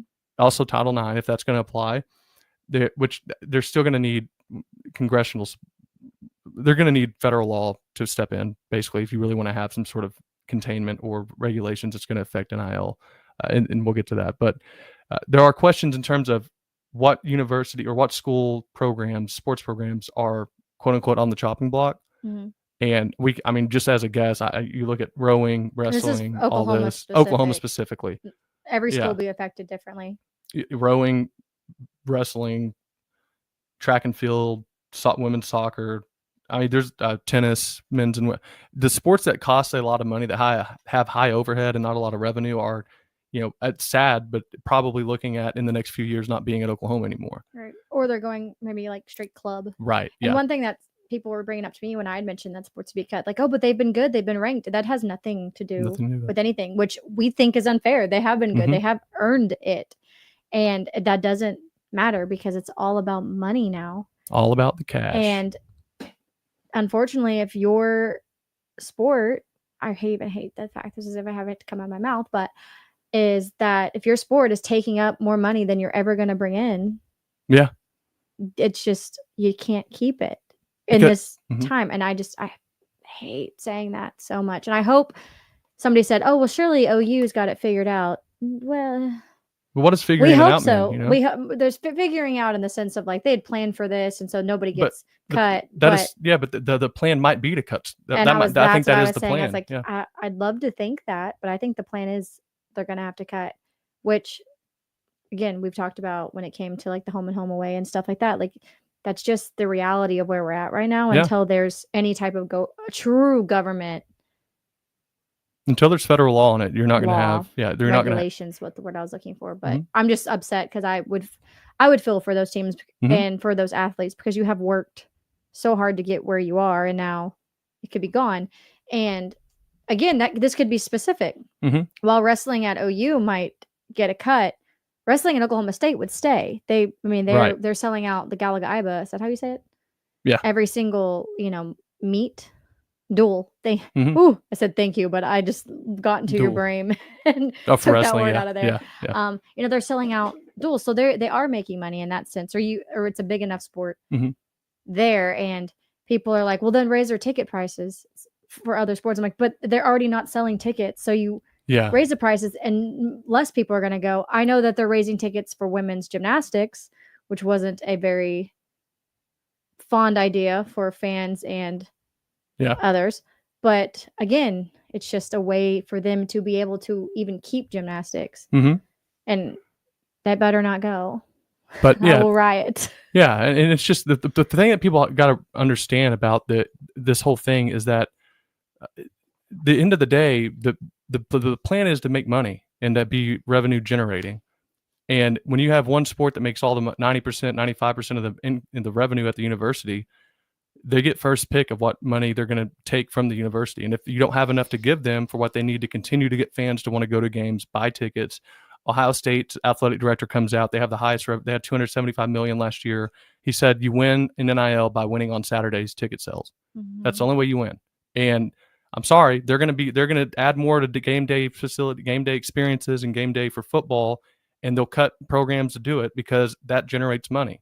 And as good as it feels, and this is the world a lot of people wanted. They wanted players to get paid because they didn't think getting their whole college experience paid for and to get stipends and to get the notoriety playing at OU and being an athlete wasn't enough.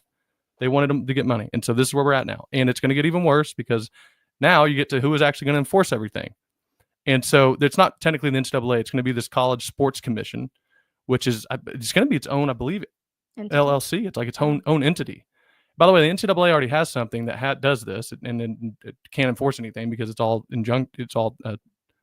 subject to an injunction about any time they try to. But they have the College Sports Commission, and they are going to be able to penalize schools and coaches for violating rules, including suspensions. By the way, did you like this as a coach in a courtroom? I thought that's kind of funny. Coach suspensions, fines, losing revenue share dollars, and transfer restrictions. Here's also an issue is Tennessee said, cool settlement. We're going to do whatever we want, and you can do whatever you think you want to do. The reason is because like a settlement isn't an order. So technically there's no court order saying they have to abide by the rules of the House settlement.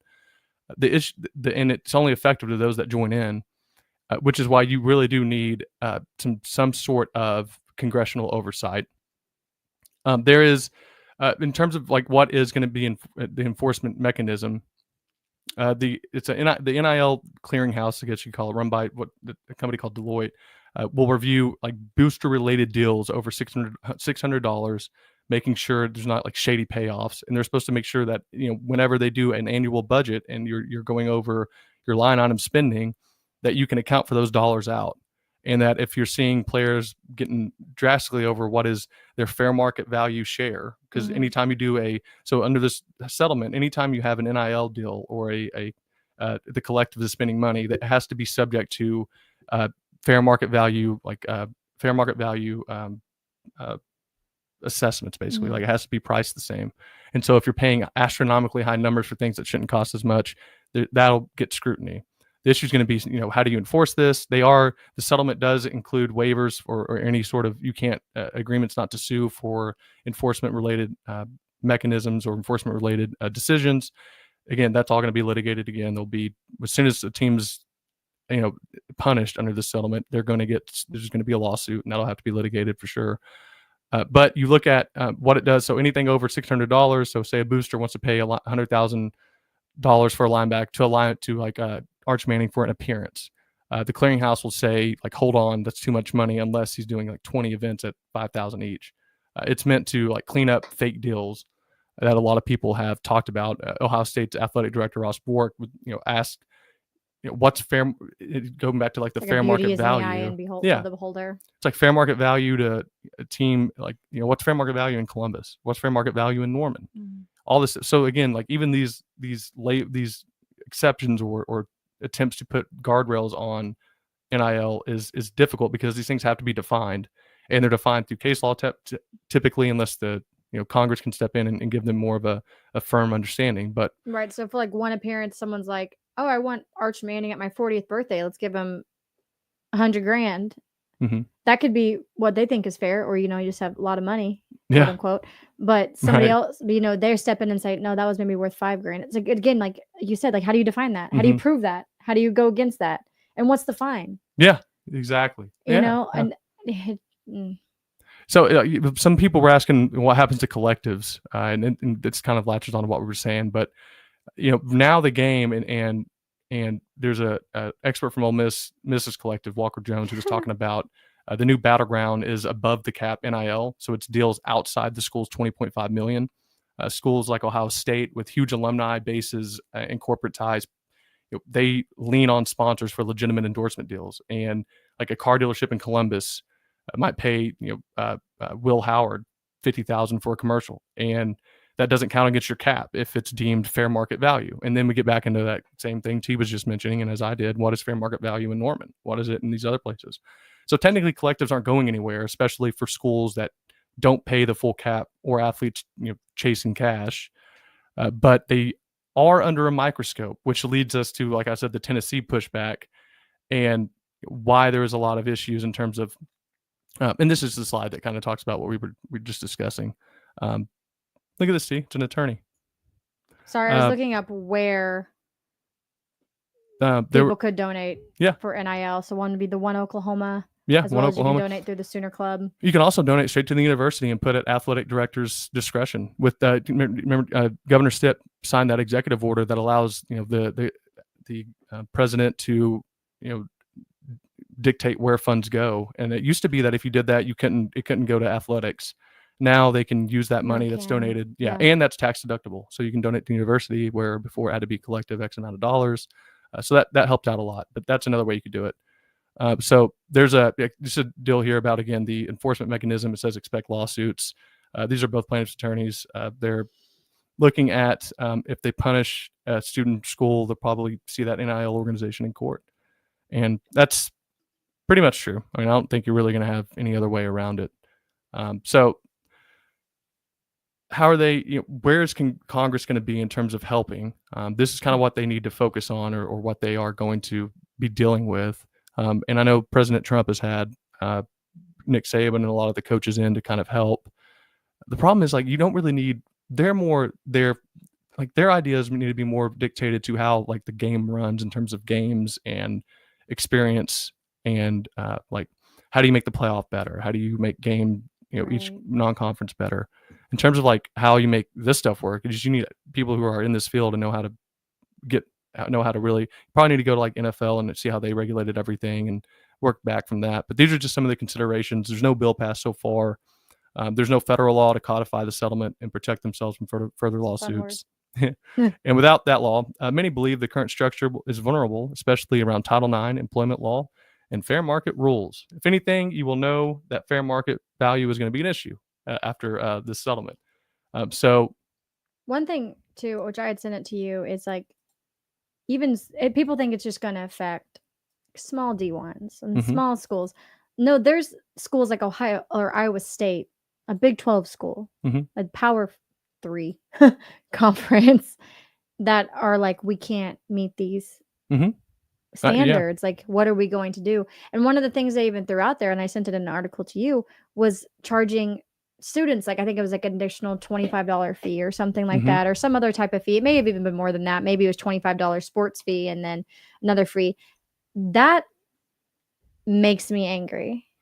That to be able to pay these college athletes, you're asking their peers to pay more money to go to a school to get an education, which is what the whole point in university is about. That generally made me very, very angry. But it's they have to try to find ways to,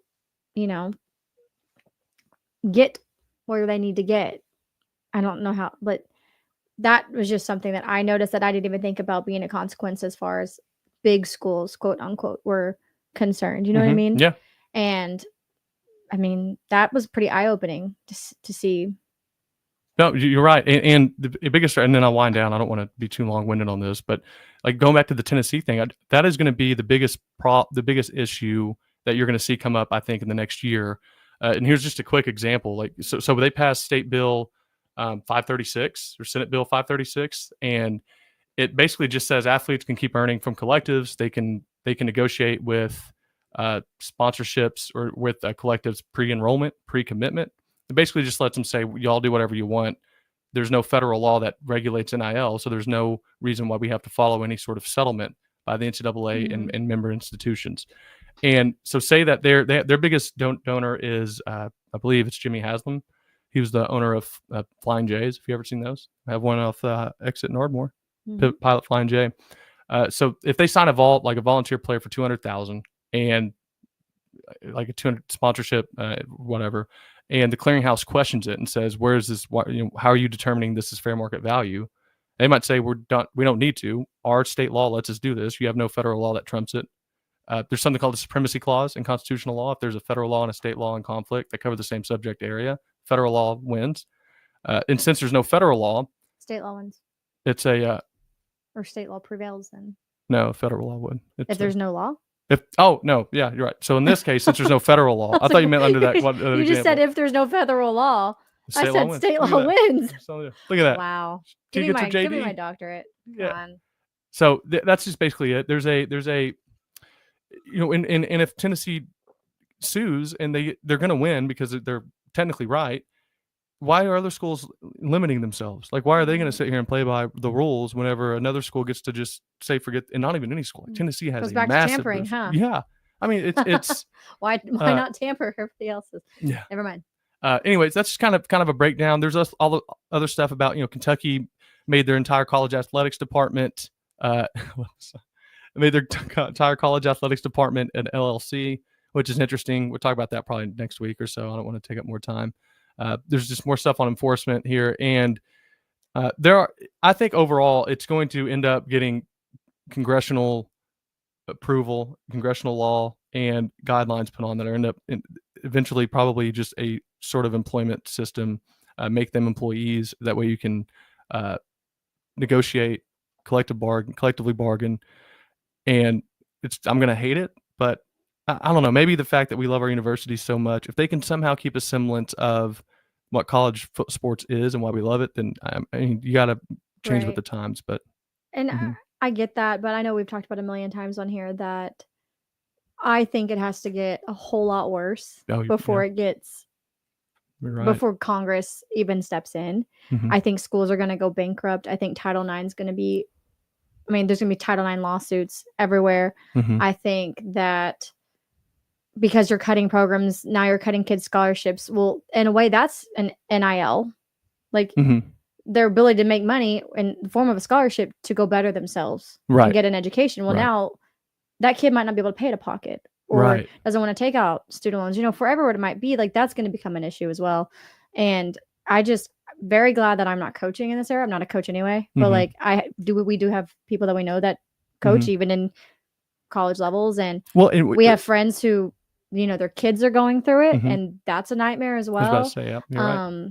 Well, it's just affecting, it's affecting high school sports. It's really, really, we think it's getting bad. We think it's bad, but I think it has to get a whole lot worse. It's just a matter of, I don't know how that's going to happen. It's almost terrifying to think about, but.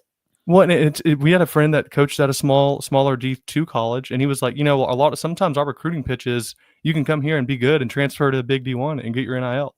He's like, it's changed how you recruit. And it sounds bad, but it's almost like you get those guys that are going to end up at Alabama or Oklahoma the next year. You're going to win a lot of games. The JUCO, like people like me, it's like, oh, if these new rules change, come here and play for 2 years, get better, and then go make money for 4 years instead of just going on to the next level, which we hate that rule too. So I hope that doesn't stick. But Steve-O Rollo, you two are the real deal. Thank you. I appreciate your honesty on all these issues. This stuff makes me furious every time I read about it. Yeah, we're with you. I just wish people really did value. God, I sound so old the more I say this, but it's so true. The more you realize, like getting an education paid for and free at a university like Oklahoma, and you get to play football and you make lifelong networking friendships, people that are going to be in your wedding that you're going to be talking to. T had a FaceTime date with two of her friends from Denmark and Russia.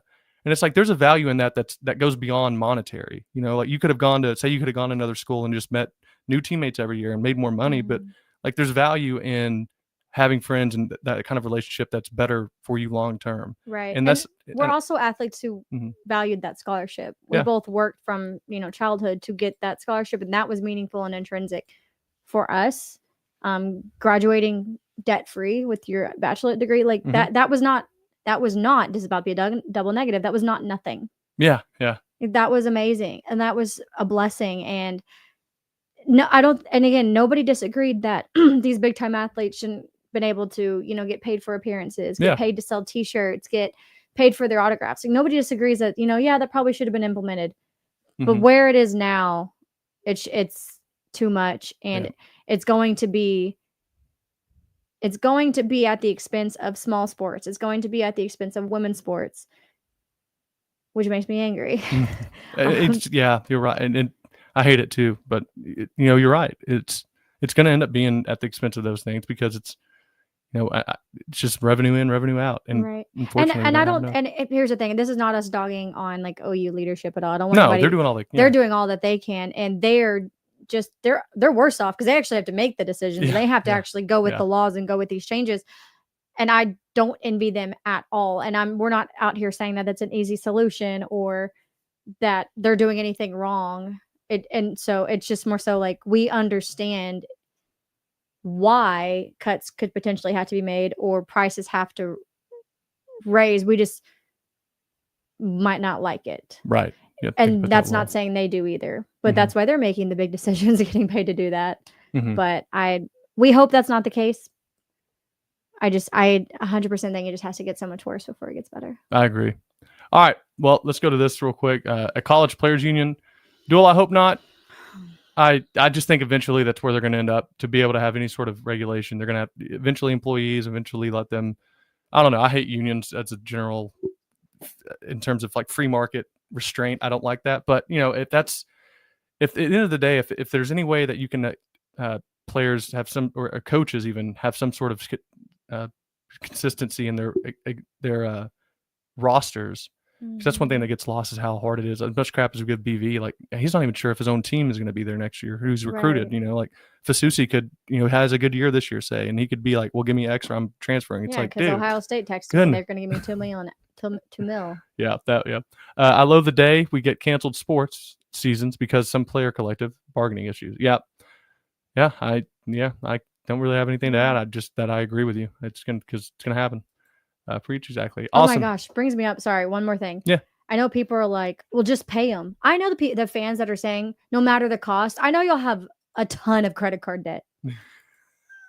Because like, where do you think this money comes from? Thin air?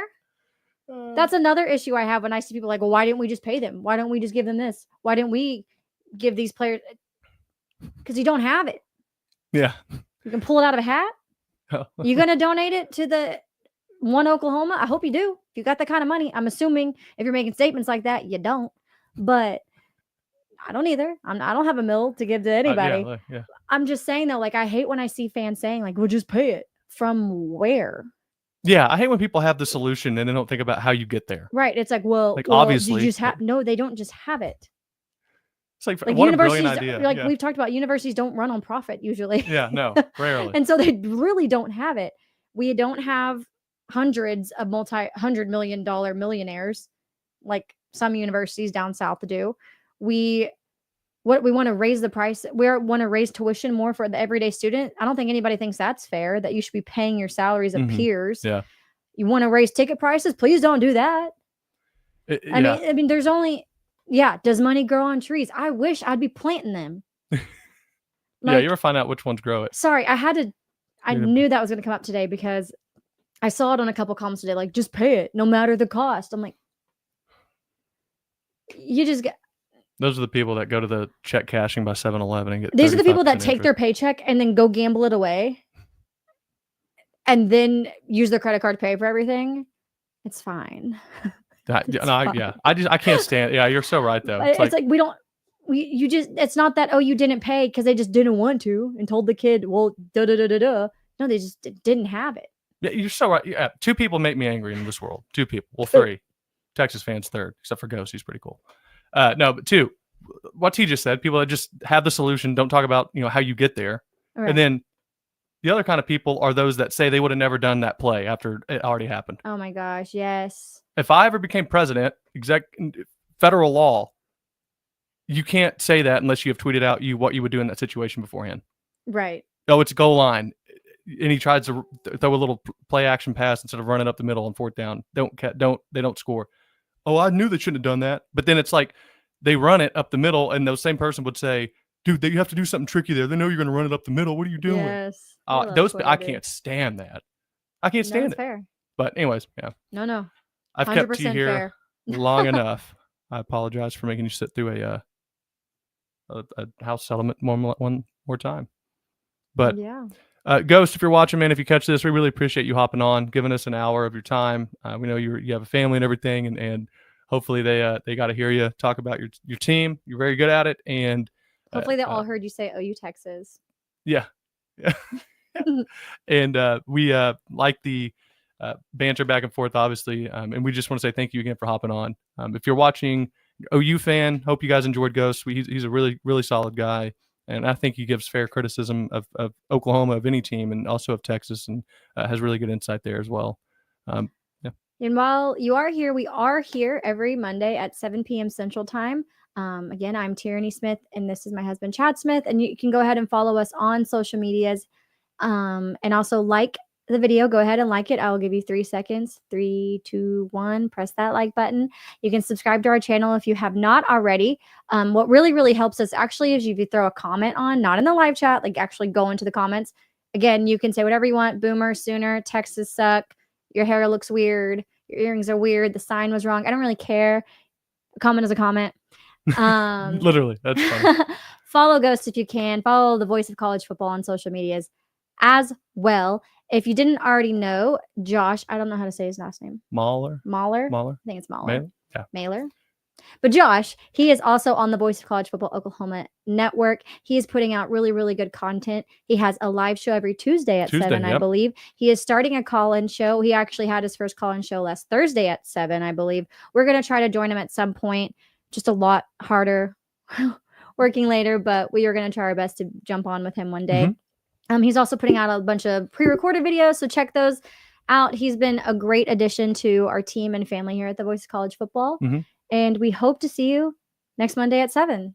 And we will be joined by a guest that will be talking all about things Gamecock, South Carolina football preview. So we hope to see you again. Yep. You guys rock. Prayers that you have a good weekend. Keep each other safe and good week. Yeah, and weekend coming up, I guess. But yeah, hope you all have a good one, and we'll see you next week. Bye. Bye.